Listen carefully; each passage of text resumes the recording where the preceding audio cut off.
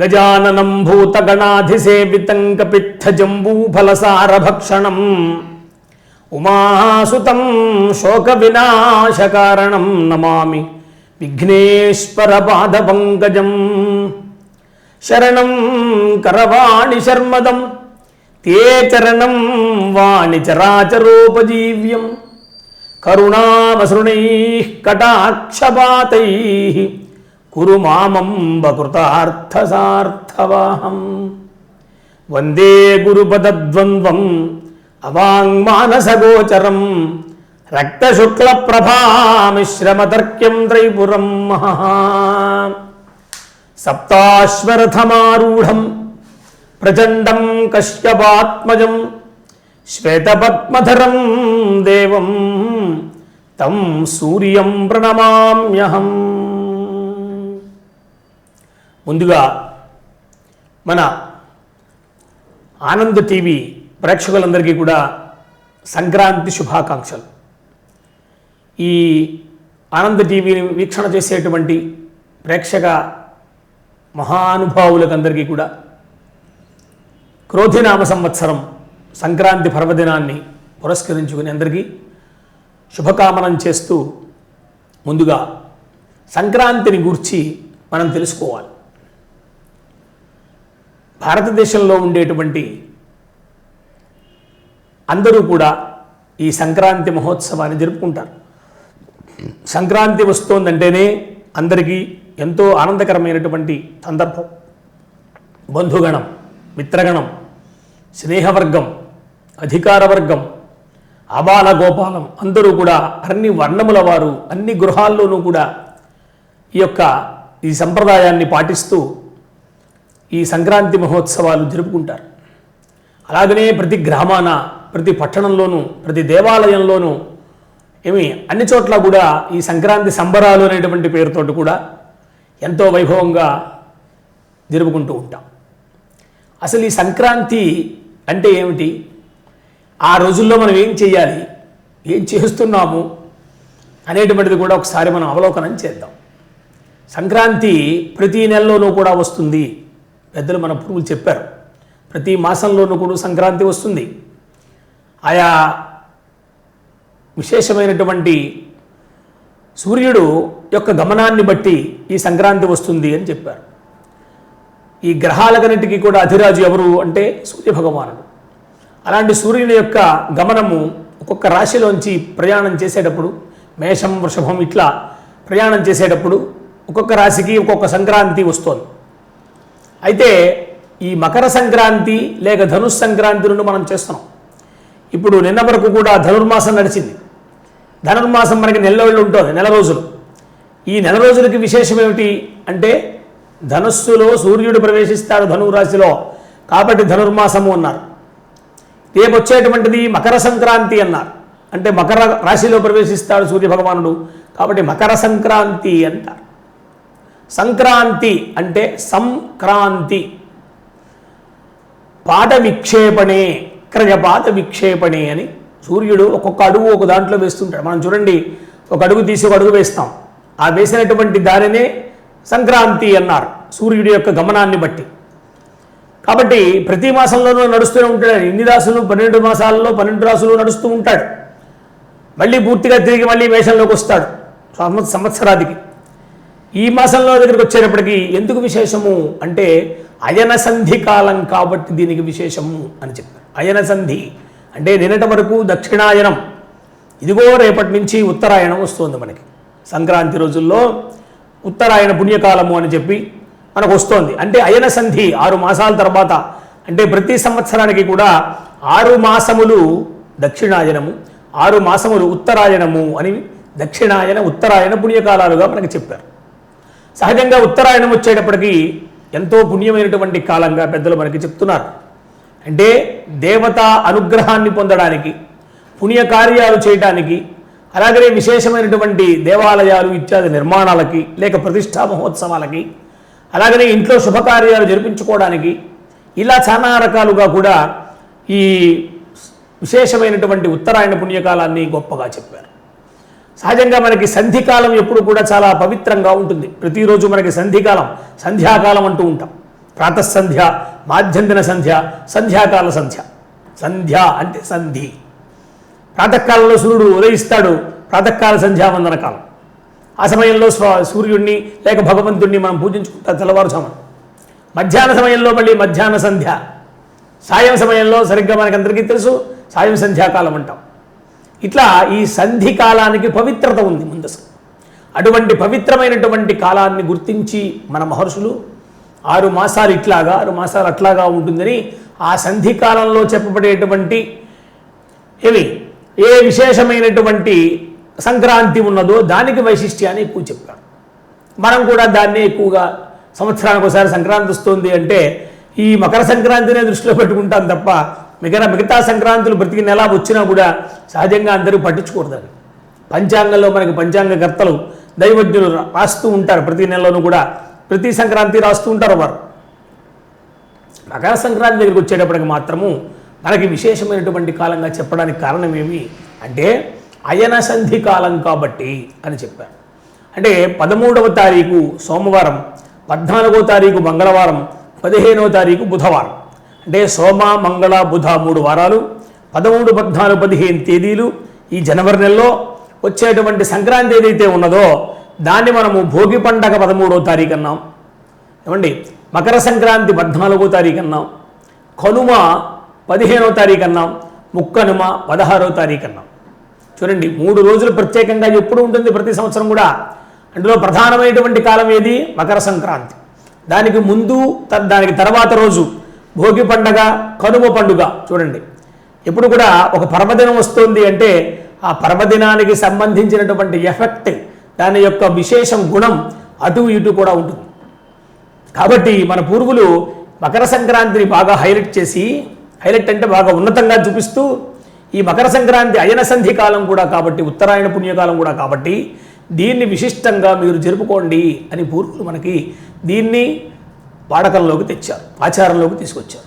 ఆచారం అంటే చెప్పుకున్నాం కదా, పూర్వం నుంచి నడిచేటువంటి మార్గమే ఆచారము అన్నారు.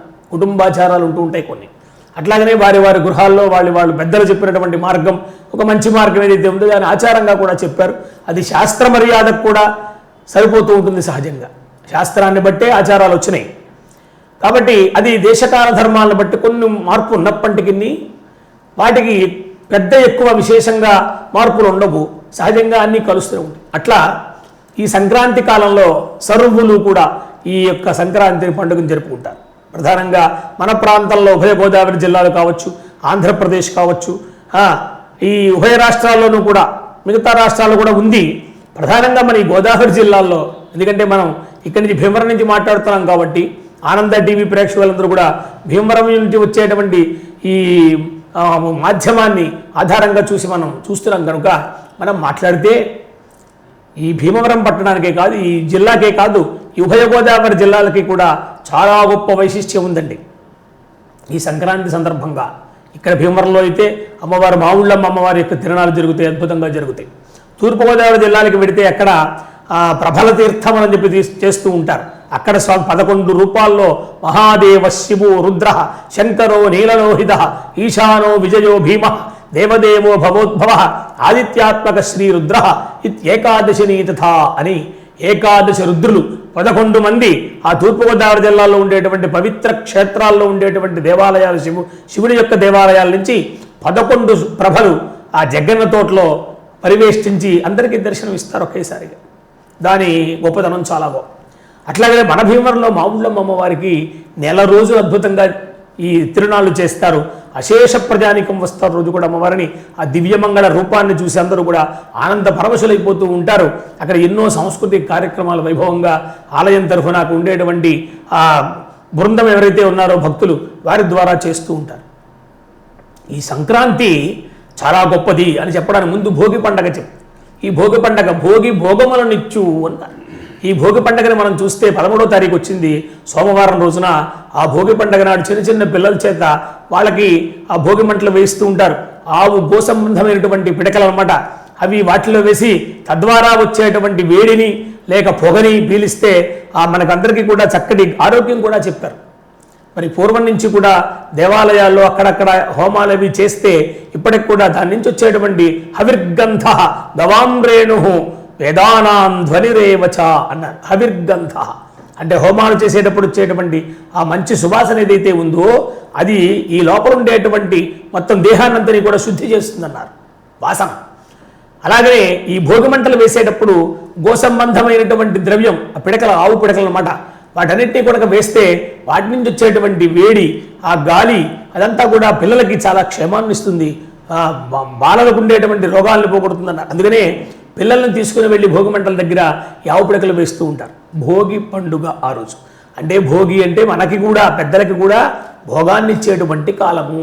అంటే రేపటి రోజు సంక్రాంతి వస్తుంది, దానికి ముందు రోజు భోగి పండుగ అన్నారు. అంటే మనందరం కూడా చాలా చక్కటి శ్రద్ధతోటి భగవద్ ఆరాధన కూడా చెయ్యాలి ఆ 3 రోజులు కూడా. ఎందుకంటే మన ఇష్టం వచ్చినట్టుగా ఏవో ప్రకృతి ధర్మంగా ఏవో కార్యక్రమాలు, ఉత్సవాలు చేసుకుంటామంటే సరిపోదు. అవన్నీ ఒక పద్ధతి. ఇంట్లో కూడా ఈ 3 రోజులు కూడా భగవద్ ఆరాధన చేయాలి. నూతనంగా వివాహమైనటువంటి కన్యకలు బొమ్మల కొలువు అని చేస్తూ ఉంటారు. సావిత్రి గౌరీ వ్రతము అంటారు దాన్ని. అంటే వాళ్ళ యొక్క క్షేమం కోసం, సంతానం కోసం, ఐశ్వర్యం కోసం, అలాగే ఆ సువాసినీత్వం కోసమని ఈ వ్రతాలు కూడా ఈ రోజుల్లోనే చేస్తూ ఉంటారు. కనుమ నుంచి ప్రారంభించి ముక్కనుమ నుంచి. ఆ విధంగా మనం చూసినా, పిల్లలకి క్షేమం కోసం చూసినా, ఇంకా ఇలా ఇంకో విశేషం ఏంటంటే పశువుల పండగని కూడా అంటారు దాన్ని ఒక పక్క నుంచి. చూడండి, ఆ ఎవరైతే రైతులు ఉంటారో, గోవుల్ని మేపేటువంటి వాళ్ళు ఉంటారో, గోశాలలు గట్రా, వాళ్ళందరూ కూడా ఆ గోవుల్ని చక్కగా కడిగి వాటికి పసుపు కుంకాలు అద్ది మెడలో పుష్పమాలికలు వేసి వాటికి పూజ చేస్తూ ఉంటారు. అదంతా ఎందుకు? ఇంట్లో చిన్న గొబ్బెమ్మలు పెడతారే చిన్న చిన్న పిల్లల చేత, ఆ పిల్లల చేత పిలిపించి గోమహాలక్ష్మి, గోవు యొక్క పేడది గోమయం, అంటే గోమయంలో కూడా లక్ష్మీదేవి ఉంది అని మన పెద్దలు చెప్పారు. కాబట్టి గోవు యొక్క పృష్ఠం నుంచి వచ్చేటువంటి ఆ పదార్థం అది. పృష్ఠమునందు లక్ష్మీదేవి ఉంటారు. గోవు పృష్ఠము, ఏనుగు యొక్క శిరస్సు, ఏమండి గజముఖం మీద ఉంటుంది లక్ష్మీదేవి. అందుకనే గజము ఏనుగుకు పూజ చేస్తే ముఖానికి పూజ చేయాలి, ఏమండి గోవుకు పూజ చేస్తే పృష్ఠానికి పూజ చేయాలి, తోక ఉండేటువంటి చోట. ఎందుకంటే లక్ష్మీ స్థానం అని చెప్పారు. కాబట్టి అక్కడి నుంచి వచ్చేటువంటి పదార్థం ఏంటంటే గోమయం చాలా పవిత్రంగా చెప్పారండి. ఎక్కడైనా సరే మీరు చూడండి, ఓ నోములు ఇవన్నీ చేస్తే గోమయే నానులిప్య అంటారు. అంటే ఆవు పేడతో అలికి ముగ్గులు పెట్టండి అని చెప్తారు. అంటే ఆవు పేడతో అలికినటువంటి చోటకి దేవతలు వచ్చి కూర్చోవడానికి చాలా సంతోషాన్ని చూపిస్తారు.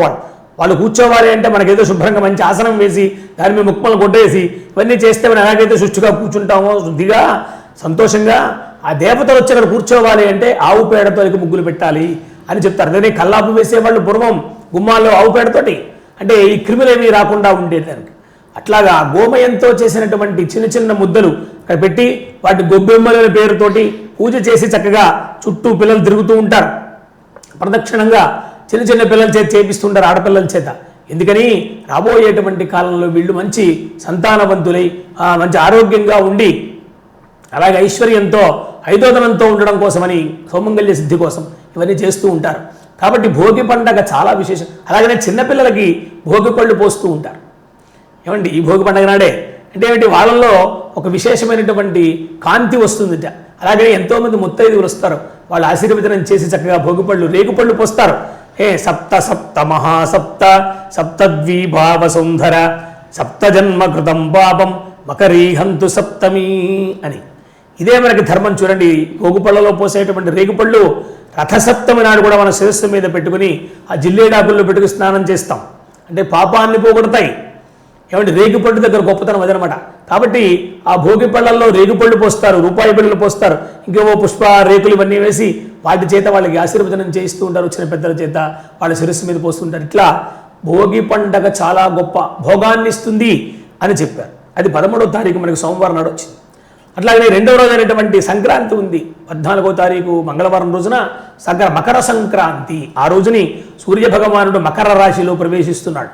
ఆ మకర రాశిలో ప్రవేశించినప్పుడు ఆ ఉత్తరాయణ పుణ్యకాలము అని చెప్పారు. ఆ సమయంలో పెద్దలని కూడా స్మరించేటువంటి ఒక విశేషమైనటువంటి సంప్రదాయం చెప్పారు. అన్ని వర్ణముల వారు కూడా వారి పూర్వులు వెళ్ళిపోయినటువంటి తాత, ముత్తాత, తండ్రి ఇలాంటి వాళ్ళు ఉంటారే, వాళ్ళని ఒక్కసారి స్మరించుకొని ఆ ఉత్తరాయణ పుణ్యకాలంలో ఆ పేరు చెప్పి బ్రాహ్మణులకి, బీదలకి ఎవరైతే దానం చేస్తారో, బ్రాహ్మణ పూజ చేస్తారో, ఏమంటే గోపూజ చేస్తారో, దాన ధర్మాలు చేస్తారో, వాటి వల్ల పితృదేవతలు కూడా సంతోషాన్ని పొంది ఉత్తమ లోకాలు పొందుతారు అని చెప్పారు. అందుకని ఉత్తర ద్వార దర్శనం చేస్తారు. ఆ ఉత్తర ద్వారం నుంచి వెళ్ళిపోతారు ఈ పితృదేవతలు. ఎక్కడైనా పాపం చేసి అనుకోని చోట ఉంటారనుకోండి, వాళ్ళు నరకాదుల్లో ఉంటారే, అటువంటి ఆ పాపలోకాల నుంచి కూడా విడుదల పొందినటువంటి వారై మన భూలోకంలో ఈ పిల్లలు చేసేటువంటి ఈ ధర్మకార్యాల వల్ల ఈ మకర సంక్రాంతి రోజున ఆ పెద్దలకు ఇచ్చుకోవడం అనే పేరుతోటి అలాగనే పితృపూజ చేస్తారు. ఉత్తమైనటువంటి మహాత్ములు ఆ రోజున తర్పణాలు చేస్తారు పితృదేవతలకు విశేషంగా. ఆ రోజు అందుకనే మనకి మినుముతో చేసినటువంటి పదార్థాలు సమర్పణం చేస్తారు. అందుకనే మినప సున్నిండులు ఇవన్నీ కూడా మనకు వచ్చిన లోకంలో ఏమంటే మినుము తినాలి ఆ రోజుని. కాబట్టి అటువంటి పితృకార్యాలకు సంబంధించినటువంటి కాలమన్నీ, అలాగనే దేవకార్యం ఆ రోజున ఎవరైతే భగవద్ అనుగ్రహం కోసం పూజరాజులు చేస్తారో వాళ్ళకు కూడా చాలా విశేషం కలుగుతుందని చెప్పారు.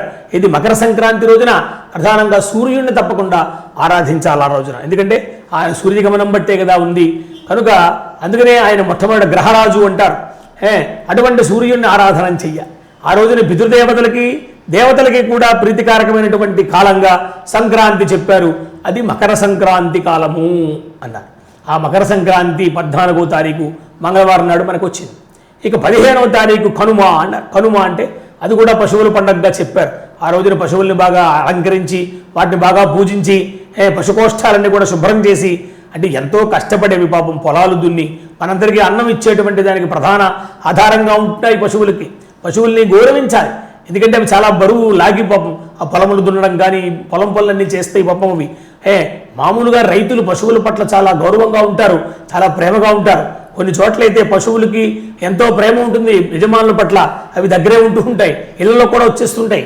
అట్లాంటి పశువులను కూడా గౌరవించి సంవత్సరానికి ఒకసారి కనుమ పండుగ రోజున ఆ పశువులను కూడా చక్కగా పూజించి వాటి రుణం తీర్చుకుని వాటికి నమస్కారం పెట్టి మీ ద్వారా మేము ఈ పంటలు తీసుకుంటున్నాము అని చెప్పి సేద్య చేసేటువంటి రైతులందరూ కూడా చేస్తారు. అప్పుడు అట్లాగే మనం కూడా ఆ రోజున గోవుల్ని చక్కగా పూజించాలి. పశువులు లేనివాడు కూడా గో పూజ చేయాలి. గోవుకి ఏదైనా కొంచెం పదార్థాన్ని గడ్డి కానీ ఇలాంటివన్నీ కూడా అందించి ఆ పశువులకు కూడా మనం గౌరవాన్ని ఇవ్వాలి. ఇది కనుమ పండుగ రోజున. ఆ రోజు ఎవరు కదలరు. ఇంటికి వచ్చినటువంటి బంధువులు కనుమ రోజున బయటికి పోరు. 3 రోజులు ఖచ్చితంగా ఇంట్లో ఉంటారు. ఏమంటే మన్నాడు ముక్కనుమ అంట.